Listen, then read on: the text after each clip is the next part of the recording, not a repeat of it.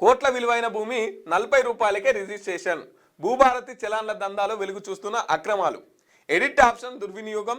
యూట్యూబ్లో వీడియోలు చూసి చలాన్ల జనరేట్. పూర్తి వివరాలతో ఎన్ఐసి రిపోర్ట్. రంగారెడ్డి యాదాద్రి జిల్లాలోనే భారీగా అవినీతి. కొనసాగుతున్న కమిటీ విచారణ. ఇప్పటికే ఆయా జిల్లాలకు అక్రమ చలాన్ల లిస్ట్. మీ సేవ కేంద్రాలు, ఇంటర్నెట్ సెంటర్ల వారీగా వివరాల సేకరణ. అక్రమార్కులతో తహసీల్దార్లు కుమ్మక్కయ్యారనే అనుమానాలు. 100%.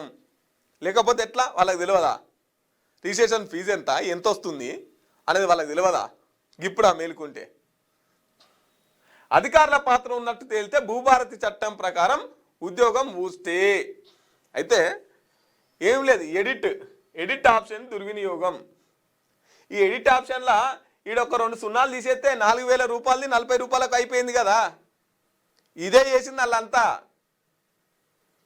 తీసుకున్నాడేమో 4000, దాన్ని ఎడిట్ చేసి ఒక 2 సున్నాలు లేపేసి గవర్నమెంట్కి చెల్లించేదేమో 40 రూపాయలు. ఇగో ఇట్లా ఒక జనగాం జిల్లాలోనే ఒక్క రోజులోనే 8 లక్షల రూపాయలు స్వాహా. మొత్తం రాష్ట్ర వ్యాప్తంగా 50 కోట్లు స్వాహా. 50 కోట్ల రూపాయలు స్వాహా చేసిరు ఈ స్కామ్. ఇది ఎక్కువ ఎక్కడ? రంగారెడ్డి జిల్లా, యాదాద్రి. రియల్ ఎస్టేట్ నడిచేది ఎక్కువ ఇక్కడనే కదా. ఇగో ఈ జిల్లాలోనే ఎక్కువ మొత్తంలో జరిగిందంట. సో ఒకవేళ ఇండ్ల అధికారులు కుమ్మక్కయ్యారని తేలితే వాళ్ళ ఉద్యోగం మూసేనట. చర్యలు గట్టిగా తీసుకోవాలి.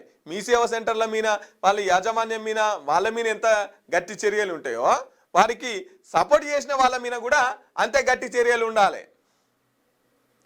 ఎందుకంటే గవర్నమెంట్ సొమ్ము అంతా పక్క అకౌంట్లోకి, ప్రైవేట్ అకౌంట్లోకి వెళ్ళిపోతుంది కదా, వెళ్ళిపోతుంది కదా.